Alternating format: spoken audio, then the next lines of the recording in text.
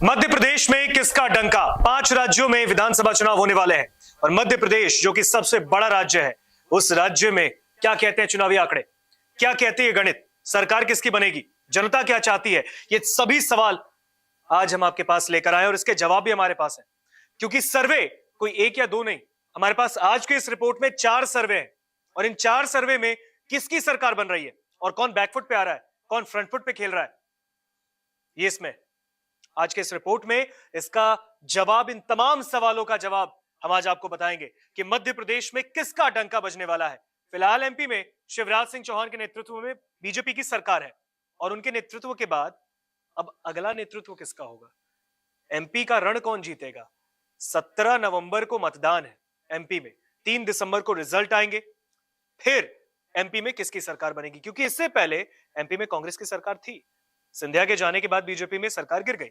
लेकिन अब क्या कहते हैं आंकड़े, क्या बता रहा है ये सर्वे? सबसे पहला सी वोटर का सर्वे। सी वोटर के सर्वे में जनता की क्या राय है, हम आज आपके पास लेके आए हैं। भारतीय जनता पार्टी, कांग्रेस, बहुजन समाज पार्टी और अन्य किसके पास कितनी सीटें मिल सकती हैं और वोटिंग परसेंटेज भी बताएंगे आपको। तो ये कुल सीटें मध्य प्रदेश विधानसभा में 230 है, बहुमत चाहिए 116 का। ये सी वोटर ने सर्वे किया है और ये सबसे ताजा सर्वे है, ये नए फ्रेश, जो हम कह सकते हैं कि नए आंकड़े आपके सामने हम लेकर आए हैं। अक्टूबर का महीना आ गया है और अगले ही महीने वोटिंग होगी और इससे पहले ये सर्वे क्या कहते हैं, सबसे पहले नजर डालते हैं भारतीय जनता पार्टी जो कि फिलहाल मध्य प्रदेश में सरकार में है। बीजेपी के पास 230 में से 104 से 116 सीटें आ सकती हैं और वोटिंग परसेंटेज 45%। अब आप देखिए यहां पर बीजेपी 104 से 116 सीटें प्राप्त कर सकती है, लेकिन कांग्रेस आगे निकल गई है। यहां पे 113 से 125 सीटें कांग्रेस को मिल सकती है 230 विधानसभा सीटों में से। यानी कांग्रेस की सरकार सी वोटर देखे तो बनती दिख रही है। वोटिंग परसेंटेज 45, यानी वोटिंग प्रतिशत की बात की जाए तो बीजेपी और कांग्रेस में कोई ऊपर नीचे ये वोटिंग परसेंटेज नहीं है, ये इक्वल है। 45% जनता ने वोटिंग परसेंटेज बीजेपी को भी दिया और 45% जनता ने वोटिंग परसेंटेज कांग्रेस को भी दिया। कांग्रेस 113 से 125 सीटें प्राप्त कर सकती है, बीजेपी 104 से 116। तो ये सी वोटर का सर्वे बता रहा है यहां पर बीजेपी को हरा दिया है कांग्रेस ने सर्वे के आधार पर। 3 नंबर पर बसपा, एक छोटी सी एंट्री बहुजन समाज पार्टी की, 0 से 2 सीटें मिल सकती हैं मध्य प्रदेश में, 2 सीटें मिल सकती हैं। तो ये भी एक बड़ा फैक्टर है बहुजन समाज पार्टी के लिए भी। मध्य प्रदेश में एंट्री हो सकती है इस बार के विधानसभा चुनाव में, इससे पहले भी हो चुकी है। 2018 के विधानसभा चुनाव में भी 2 ही सीटें जीती थी और इस बार भी 0 से 2 सीटें। ये अनुमान बता रहे हैं, सी वोटर सर्वे के आधार पर हम बता रहे हैं कि बसपा को यानी बहुजन समाज पार्टी को यानी मायावती की पार्टी को 0 से 2 सीटें मिल सकती हैं एमपी के चुनाव में। वोटिंग परसेंटेज भी 2% है। अन्य की बात करें तो अन्य के पास 0 से 3 सीटें, यहां पर बसपा को भी अन्य ने हरा दिया। अन्य के पास 0 से 3 सीटें आ सकती है, यानी अन्य ने बसपा से बढ़त बना ली। लेकिन जो मेन मुकाबला है, महामुकाबला है मध्य प्रदेश में, वो भारतीय जनता पार्टी और कांग्रेस के बीच है। बीजेपी कांग्रेस में से किसने बाजी मारी है, तो सर्वे बता रहा है कि कांग्रेस यहां पर जीत रही है। आगे बढ़ते हैं, एमपी में किसका डंका, सी वोटर ने बता दिया। अब दूसरा सर्वे ईटीजी ने किया। ईटीजी के सर्वे में क्या है, ईटीजी के सर्वे में सिर्फ 2 ही ऑप्शन है, बीजेपी कांग्रेस। जहां पे मैंने आपको बताया इससे पहले कि जो महामुकाबला है, मुख्य मुकाबला है, वो बीजेपी और कांग्रेस में ही है। तो बीजेपी को 230 में से 102 से 110 सीटें मिलती दिखी है, कांग्रेस को 118 से 128। यानी ईटीजी का सर्वे भी कह रहा है कि कांग्रेस ही जीतेगी मध्य प्रदेश में। सर्वे बता रहा है ईटीजी का, यानी इससे पहले सी वोटर ने भी बताया और अब ईटीजी भी कह रही है कि कांग्रेस की जीत हो सकती है, यह अनुमान है। और 118 से 128 सीटें कांग्रेस के पाले में जाती दिख रही है। बीजेपी के पास 102 से 110 सीटें। वोटिंग परसेंटेज की बात कर लें दोनों में, बीजेपी के पास 42.8 यानी लगभग 43% वोटिंग परसेंटेज बीजेपी को मिल सकता है। तो वही वोटिंग परसेंटेज में यहां पर ईटीजी में कांग्रेस आगे निकल गई है 43.8% यानी लगभग 44%। इससे पहले सी वोटर के सर्वे में आपने देखा था 45 ही वोटिंग परसेंटेज थे बीजेपी और कांग्रेस की, लेकिन ईटीजी के सर्वे में कांग्रेस ने बढ़त बना ली वोटिंग परसेंटेज में और सीटों के मुकाबले भी, यानी कि सीट और वोटिंग परसेंटेज दोनों कांग्रेस यहां पर आगे निकल गई। अब आगे बढ़ते हैं और बात कर लेते हैं लोकपोल के सर्वे की। 2 सर्वे हमने बता दिए, सी वोटर और दूसरा ईटीजी। तीसरा लोकपोल का सर्वे। लोकपोल का सर्वे क्या कह रहा है, यहां पर भी बसपा ने एंट्री मारी है लोकपोल के सर्वे में। बीजेपी, कांग्रेस, बसपा, अन्य।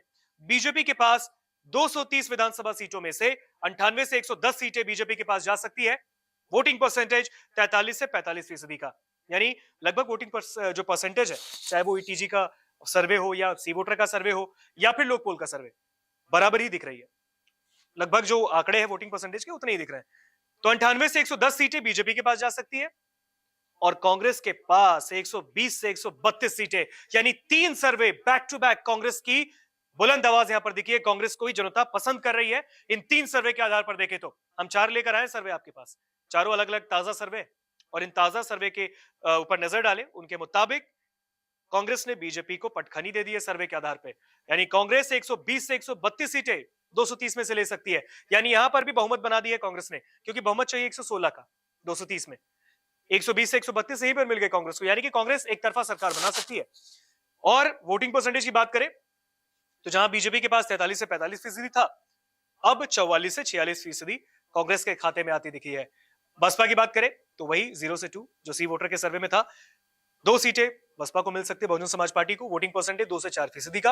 अन्य की बात करें तो अन्य ने यहां पर बढ़त बनाई, उसमें 3 थी, इसमें 4 सीटें मिल सकती हैं लोक पोल के सर्वे के आधार पर, और 6 से 8% इसका वोटिंग परसेंटेज है। तो ये 3 सर्वे बता रही है कि बीजेपी बैकफुट पर है और कांग्रेस फ्रंट फुट पर खेल रही है, यानी कि कांग्रेस मध्य प्रदेश की जनता की पहली पसंद है इन 3 सर्वे में। चौथा सर्वे क्या कहता है, इस पर भी नजर डालते हैं, और ये सोर्स है सीएनएक्स ने भी सर्वे किया।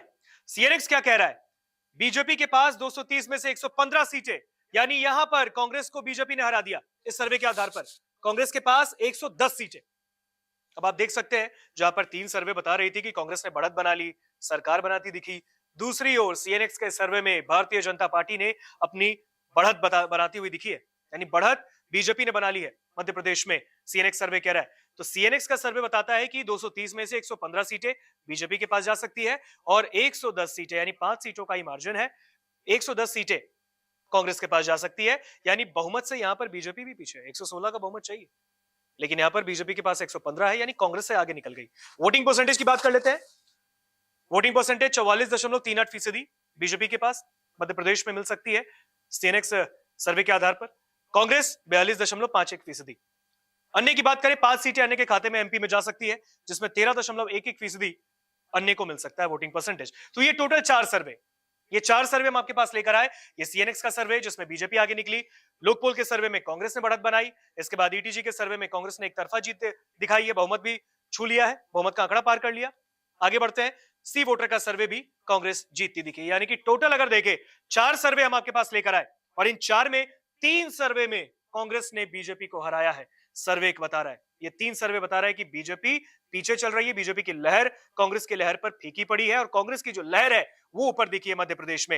हालांकि आपको बता दें कि मध्य प्रदेश में जब 2018 में विधानसभा चुनाव हुए थे, उस वक्त भी कांग्रेस की सरकार बनी थी, कमलनाथ के नेतृत्व में साल 1.5 साल की सरकार वहां पर चली, लेकिन ज्योतिरादित्य सिंधिया ने कांग्रेस का दामन छोड़ा, बीजेपी के पास चले गए और जैसे अपने समर्थकों के साथ हो गए, कांग्रेस की सरकार गिर गई, कमलनाथ सीएम के पद से हट गए, शिवराज के नेतृत्व में फिर बीजेपी की सरकार बनी। लेकिन इस बार जहां पर बीजेपी अपने इस चुनाव में बीजेपी अपनी साख को बचाने के लिए लड़ रही है, तो कांग्रेस कमबैक का दावा कर रही है।